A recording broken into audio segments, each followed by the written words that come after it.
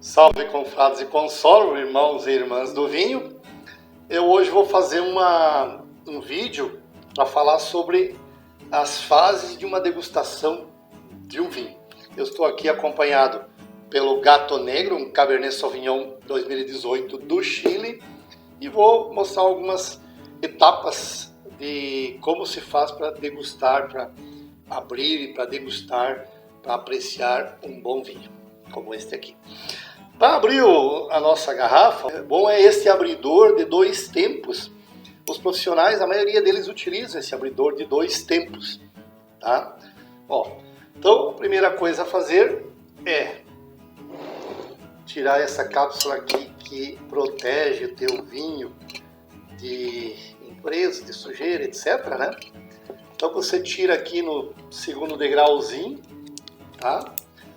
Aí você coloca o teu abridor exatamente no meio da rolha da tua garrafa, tá? Gira 2, 3, 4 vezes até você perceber que ele pega o primeiro degrau do teu abridor, tá certo? Ó, você com o primeiro degrau você eleva até um certo ponto, tá?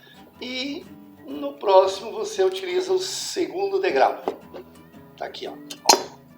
Então, está aqui o nosso vinho Gato Negro, chileno, Cabernet Sauvignon.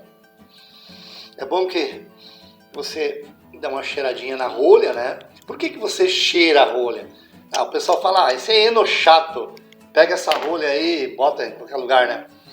Não, você está vendo se o teu vinho tem algum defeito, se ele tem um cheiro diferente, cheiro de ovo podre, cheiro de um cheiro diferente, tá? De uma coisa estragada, de um zinabre. Então, você vê se ele não tem esse defeito, tá certo? Depois, o que você faz? Depois você coloca só um pouquinho do teu vinho na tua taça, de preferência uma taça de cristal, tá? Você coloca o teu nariz dentro da taça e dá uma provadinha para ver se este vinho está com uma qualidade boa. Se você aprovou, aí o sommelier, o garçom, pode servir para todas as pessoas que estão junto com você na tua mesa, ou mesmo se você estiver na tua casa, né, na tua residência, você pode fazer isso, e depois que você aprovou, ou alguém aprovou, ou que o vinho está bom, então você pode começar a degustar este vinho. Muito bem, então nós vamos continuar com a nossa degustação desse nosso vinho aqui. Eu vou servir mais um pouquinho do meu Cabernet Sauvignon para ele dar uma respirada, tá certo? Tá? Para ele continuar respirando. A gente enche até 1/3 da taça, não se enche a taça toda. Eu passei um pouquinho mais que 1/3, tá? Mas até 1/3 é o que se indica. Eu vou falar dos sentidos, e o primeiro sentido que a gente percebe é o sentido da visão. Quer dizer, você olha para o teu vinho, você vê várias coisas boas ou ruins nesse teu vinho. Então a visão possui um caráter importantíssimo na enogastronomia. No que tange à gastronomia, costuma-se dizer que a gente come com os olhos. Aqui nós vamos beber com os olhos, na verdade, antes mesmo de levar os alimentos à boca. Um prato bem elaborado, sem excessos, sem sujidades, nos faz salivar. A gente olha para o prato e saliva, sente aquele prato bonito e nos faz salivar. Ao passo que os nossos olhos, eles enviam estímulos para o nosso cérebro, e o cérebro reverte em forma de saliva na boca.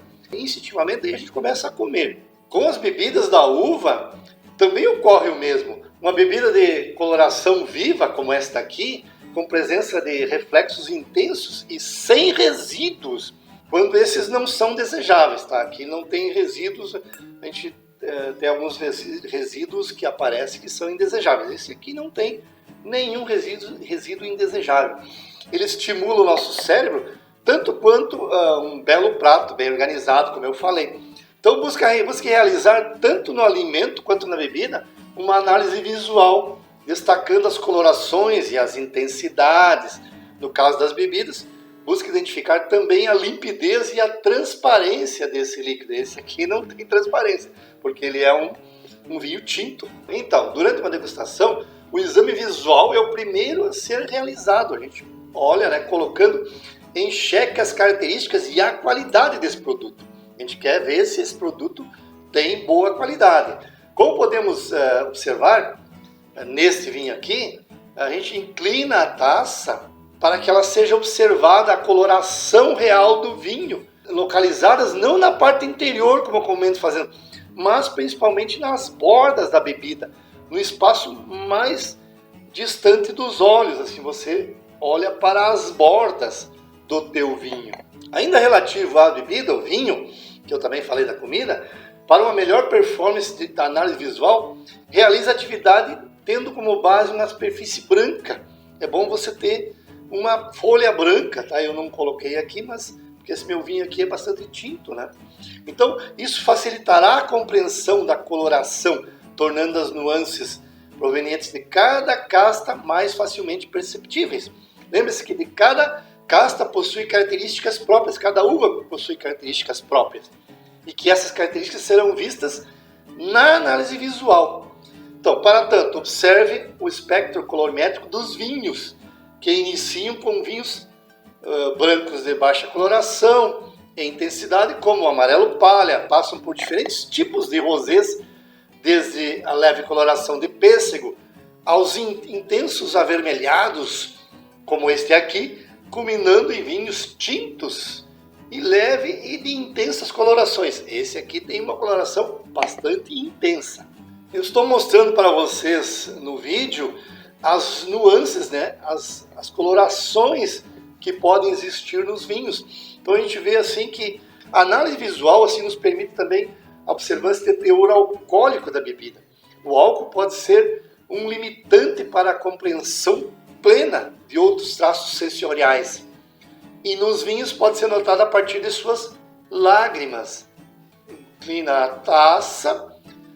Quanto mais grossas forem as lágrimas, mais alcoólico ele será. Quanto mais tempo a lágrima demora para descer, mais alcoólico ele será. E quanto mais rápido ele desce com lágrimas mais finas, menos alcoólico ele será. Tá? Esse vinho aqui tem 13% de volume de álcool.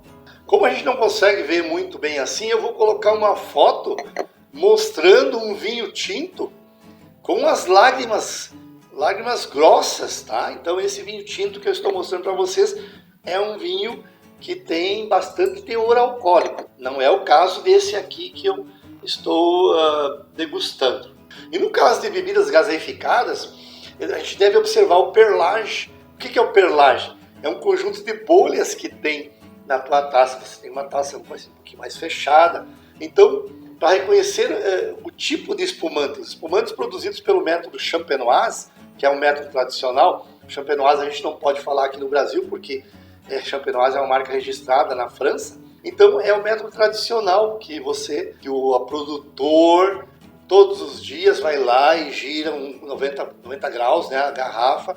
Então ele fermenta dentro da garrafa, ele se torna mais alcoólico, a segunda fermentação dentro da garrafa, que é diferente do método Charmat. Então esse método tradicional possui bolhas menores, bolhas pequenas produzidas. E no método Charmat, as bolhas são, no método Charmat, que é verificação dos tanques de alumínio, as bolhas são maiores, né? São bolhas maiores. Então, quanto mais fininhas as bolhas, é porque o teu espumante foi feita a segunda fermentação na própria garrafa, pelo método tradicional. Então eu estou mostrando para vocês um gráfico. O primeiro ponto ali, ó, é o Champenoise, quer dizer, é o tamanho das bolhas. As bolhas são menores. No método Charmat, você vê que as bolhas são maiores do que a fermentação no Champenoise. E o gaseificado artificialmente, as bolhas são bem maiores. Então, quanto menores são essas bolhas, maior é a qualidade desse teu espumante, tá? Desse teu vinho gaseificado. O segundo ponto de você fazer uma degustação dos sentidos é o olfato. Muitas pessoas possuem um certo temor de realizar a análise olfativa do vinho, né? Mas tal ação assim, não ocorre com os alimentos. Os alimentos eles já vêm exalando aquele aroma. Quando recebemos um prato, instintivamente colocamos o nariz sobre ele que os aromas apresentam. Então, quando não é possível conferir todos os aromas, a gente busca trazer até o nariz com o uso da mão. As pessoas fazem assim, né, uma espécie de concha, levando a mão de um ponto próximo ao alimento até próximo do nariz, de forma rápida. Dessa forma conseguimos compreender os pontos de cozimento, presença de ervas, presença de temperos e etc. A prática da análise olfativa nos derivados de uva necessita de maior aproximação da bebida. Por isso que a gente tem que colocar o nariz dentro da taça, colocar todo o nariz dentro da taça, deixando uma distância entre o nariz e o líquido. É óbvio, a ação parece ligeiramente nojenta, contudo, ao colocar o seu próprio nariz na sua taça, não havendo interferência das pessoas, não há nenhum mal. É a sua taça, você que vai tomar este vinho. Então, ao você colocar o seu nariz na taça, é necessário respirar algumas vezes os aromas que aqui estão presentes. Utilize respiradas medianas, não tão fortes e não muito curtas, nem muito intensas, repetindo 2 a 3 vezes, né? Caso não tenha sido possível observar os aromas, que será algo normal, repita a operação quantas vezes for necessário, intercalando com respiradas fora da taça e até na própria pele, buscando neutralizar as narinas. Os primeiros aromas reconhecidos serão os aromas mais voláteis que compõem esse buquê. Confere-se ao termo buquê a composição de aromas presentes em um vinho, independentemente da volatização. A volatização é você girar a sua taça. Os compostos mais voláteis são perceptíveis quando airamos esse vinho, a partir do movimento de rotação dessa taça, o que faz aumentar o contato do vinho com o ar, que vai acelerar o processo de oxidação e, consequentemente, a liberação dos compostos aromáticos. Após aerar o teu vinho, faça novamente um movimento de inserção do nariz na taça e busque novos aromas. Se necessário, intercale quantas vezes for necessários os movimentos rotatórios e a olfação. Então, você vai aerar o teu vinho e vai sentir esses aromas. E cada vez que você coloca o teu nariz dentro da tua taça, você pode sentir outros aromas. Nas bebidas gaseificadas, que eu estou fazendo uma comparação, não é interessante aerar o vinho. No espumante, você não precisa aerar esse teu vinho, porque ele prejudica a formação do perlage, das bolhas.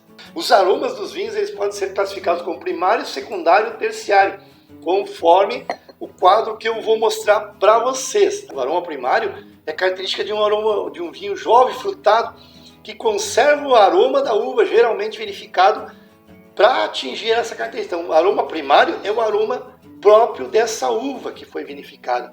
O aroma secundário é um conjunto de aromas adquiridos durante a fermentação. Então, enquanto você fermenta o teu vinho, ele adquire aromas secundários. E os aromas terciários é um complexo de aromas obtidos durante o envelhecimento da garrafa.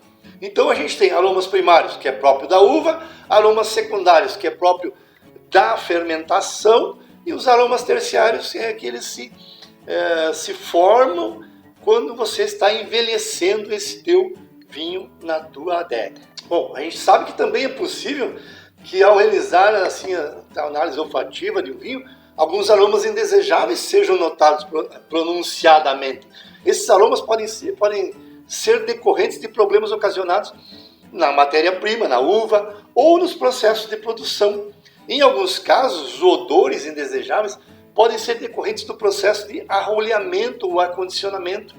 Você tem lá no mercado ou onde você compra o teu vinho, às vezes eles deixam esse vinho num local com muita luz e isso prejudica o teu vinho, prejudica os aromas prejudica a aceitabilidade de alguns odores que vão se formar nesse teu vinho.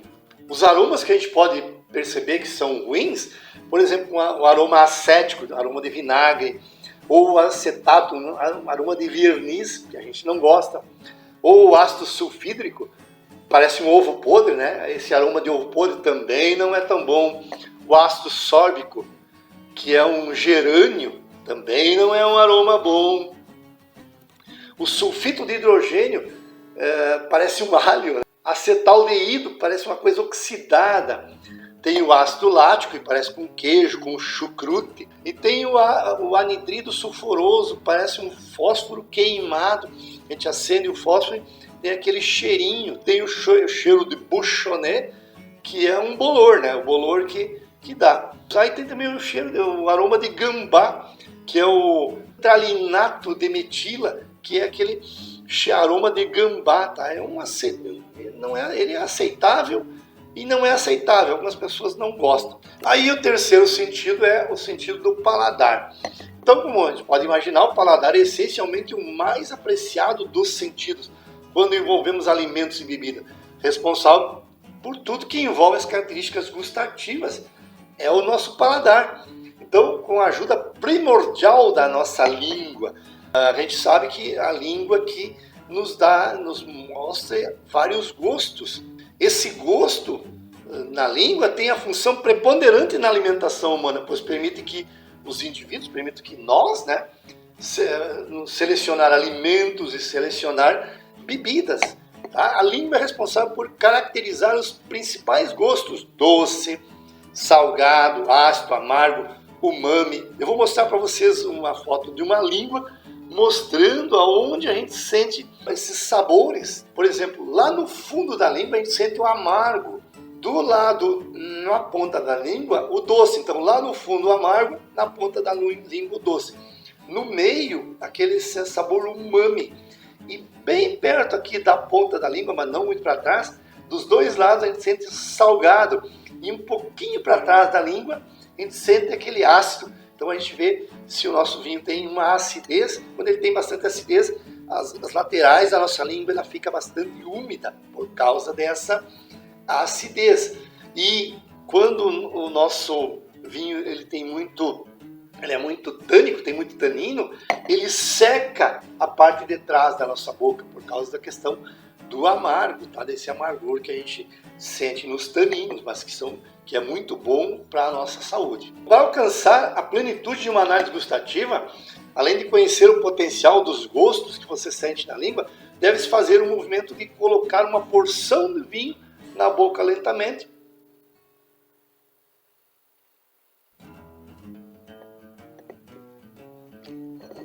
E passá-la por toda a língua e pelas bochechas, e só então engolir. Ou, se você está degustando vários vinhos, você cospe. É assim que os sommeliers fazem para degustar vários tipos de vinhos. Senão o cara sai bêbado da degustação. Então, durante esse momento, devemos observar que os pontos da boca... A minha boca está bastante úmida aqui nas laterais. Esse vinho é bastante ácido. E não é tão... mas ele tem bastante tanino também. Mas ele está bem equilibrado entre a acidez que eu sinto aqui nas laterais da minha língua e, no fundo, os taninos. Ele prende um pouco a minha língua por causa dos taninos. É como você comer uma banana verde, um caqui verde. O tanino é isso, né? Ele te prende um pouco a tua boca. Então, durante esse momento, devemos observar em que pontos da boca se manifesta o que chamamos de ataque. O ataque é o primeiro item a ser descrito num exame gustativo que a gente faz com o vinho. Após, a gente tem que observar o tempo de persistência dos gostos na boca e a presença do álcool, caracterizando o segundo momento do exame gustativo. Esse vinho aqui ainda está presente na minha boca, tá? Ele é um Cabernet Sauvignon, ele é bastante potente. A persistência deve ser descrita entre dois pontos, os seus pontos intermediários, sem persistência ou muita persistência. Aqui tem muita persistência. Da mesma maneira, deve ser medida a presença do álcool. Esse é um vinho alcoólico, bastante álcool, tem 13% de volume de álcool. Então, para tanto, posso tomar esse vinho, dá para a gente pensar assim, quanto tempo a gente fica sentindo ele em boca, na garganta. Quanto maior o tempo, maior é a persistência do álcool presente nesse vinho. E tem também a questão dos sentidos da audição, que é menos utilizado na degustação dos alimentos de forma isolada. Na visão, no caso do vinho, a gente pode pensar no vinho espumante, né? Porque em relação à enologia, a gente pode utilizar olhando para as bolhas, olhando para o perlage, se ele se ela é mais fininha ou se ela é mais grossa. Quanto mais fina for o perlage, melhor é a qualidade desse teu vinho. E dá para botar também, se na orelha, né, você ouve esse perlage, essas bolhas, né, se estourando, né, estouradas as bolhas, se ele foi fabricado, obviamente, pelo método champenoise ou pelo método Charmat. Muito bem, pessoal, então eu fiz um vídeo falando sobre essa parte teórica da degustação de um vinho. Eu passei pelos 4 estágios, na verdade, do cheiro, do aroma, do visual, esse aroma aqui também, de você colocar teu nariz dentro do vinho, e também do gustativo.